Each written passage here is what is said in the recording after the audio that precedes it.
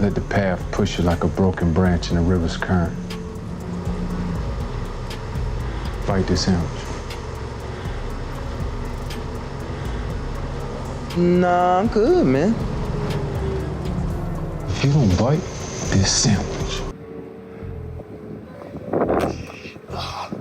Atlanta is the best show on television. Now, yeah, there is Breaking Bad, there is Sopranos. Those shows are all good, but nothing quite compares to Atlanta. It's the best show on television because of one thing. Donald Glover and his team, they have a unique vision and they just do not give a fuck about anything else but that vision. They don't abide by certain storytelling rules or certain TV show rules. They just make a show that stays true to their vision. You can tell because of how special this show is and how unique it is. But there's also the thing where I get this feeling when I watch certain shows or certain movies, I play certain games, you get that feeling that this is special. And when it goes away, you have like this hole in your heart. And that's how I felt when I finished season 4. They do this with the cinematography, their comedy, just the way that episodes are structured, the character arcs, and just the overall vibe. You are literally on a ride along with these characters. You're here for the ride. You get lost in it. And that's what I find so special about Atlanta.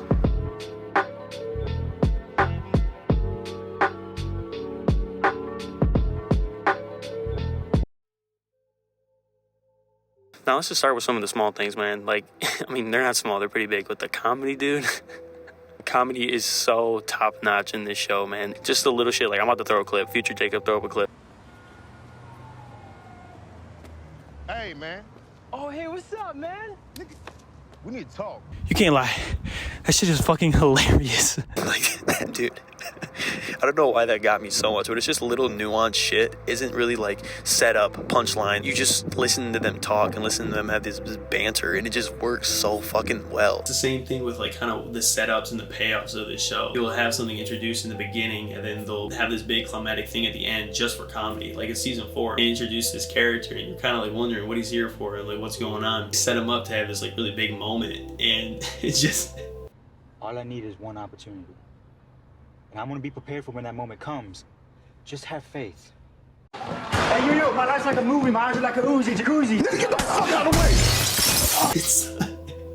I had this show everybody in my household when I watched that. The comedy and the setups and the payoffs of it is just hilarious. They don't give a fuck if they're introducing a new character and they have them have a lot of screen time. It works, bro. It works. And in that same episode, like, dudes kissing over shoes, like, it's so stupid, but it's my humor, man, and I fucking love it. With the cinematography, this gets overlooked a lot, but I think the cinematography for Atlanta is so perfect. Normally, in TV shows, every shot is there for a reason. I'm told in school that every shot should serve like a purpose. Every shot should move something forward. But in Atlanta, we normally don't like move shots a lot. We don't change shots. We kind of sit there with the characters. Sometimes we see them in the distance just talking, and it works. We just see them talk for like a minute, 2 minutes. It doesn't feel forced. It's so natural. It's just kind of like we're there. I like that. It feels like we're here like for the ride. We're just here part of the journey. There was this episode in season 4 in the forest when Ern and his family went on a trip. They just kind of stay on the river and they stay on a lot of trees, and it brings in this overall vibe.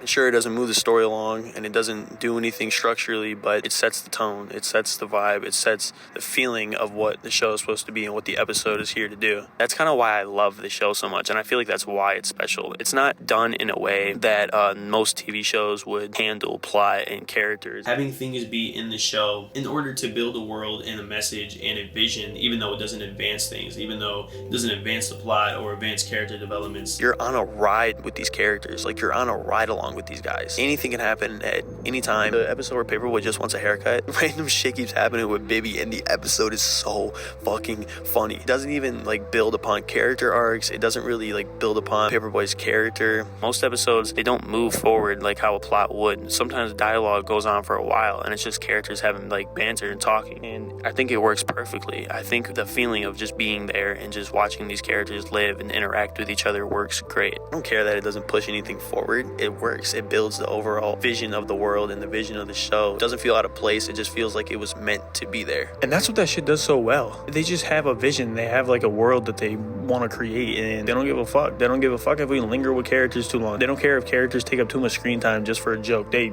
don't care. And with season 3 and 4, people started to not like it because it was artsy or whatnot. But I think it worked perfect. I think starting off with 3 slaps and starting off season 3 with them being in the boat, I thought it was great. 3 slaps was crazy. 3 slaps starts with the dudes in the boats, and they're talking about, you know, white people, black people, and the curse and shit. It's deep and it's surreal and it's crazy as fuck, and I loved it. It builds towards an overall vision. It builds towards the overall world of Atlanta. I don't mind that we don't see our characters, because the show Atlanta isn't just about our characters. It's about all the in-betweens of the world and of society and of the city of Atlanta and of the rap game and just everything of kind of just what it means to be a person with different backgrounds and different ethnicities and what it means to fit in the world. I mean, the show gets real. The show gets real with its characters and with real world stuff, but then they throw in the surrealism to kind of like make this ironic societal stuff even bigger, to kind of play it up a little bit, to demonstrate how big of a problem shit in the world is. The messages are stronger. They're pointing fingers at society and they're poking holes in society as well and blaming people, but making comedy out of it, but also making it really dark. Is so different. You don't see it in any other show. No other show has combined surrealism with real world shit, with rappers shit. It's done in a way that is easy to digest, and it's really difficult to let go. 3 slaps and like rich wigga poor wigga, like it stay with me, you know? It makes you think. I really like that when things make me think. I just like when things have multiple effects on me. I'm able to laugh, I'm able to cry, I'm able to be scared, I'm able to be anxious, and I'm able to look at the world like, man, fuck you world, like damn, our world is kind of tough. Atlanta does a good job of portraying the darkness of the world, but also the light of the world. It just works. It all works so well to tell a brilliant story. I love how season 4 ends. It ties up loose ends a little bit. Some ends are left untied. No shows do that. Every show kind of ties everything up. Walt dies in the end of Breaking Bad. The Game of Thrones, big thing happened, they melt the throne. But in Atlanta, the gang just gets Popeye's chicken. There he just pulls up in the Maserati. We don't know if it's a dream or not a dream. Judge Judy is thick. Like, what more could you want, man? It's hilarious. I feel season 4 ended on the most Atlanta note ever. And I wouldn't want it any other way. I respect them so much for just not being able to give a shit about what people say and what people think a show should be, and just sticking true to their vision. This show is a masterpiece. And you gotta love it. You gotta love the vision. That's the biggest thing. As a creator, you have a vision, and you shouldn't let nothing get in the way of that. No matter if it's movies, shows, music, television, or set shows, even YouTube videos, man. If you want to do something, do it the way you want to do it.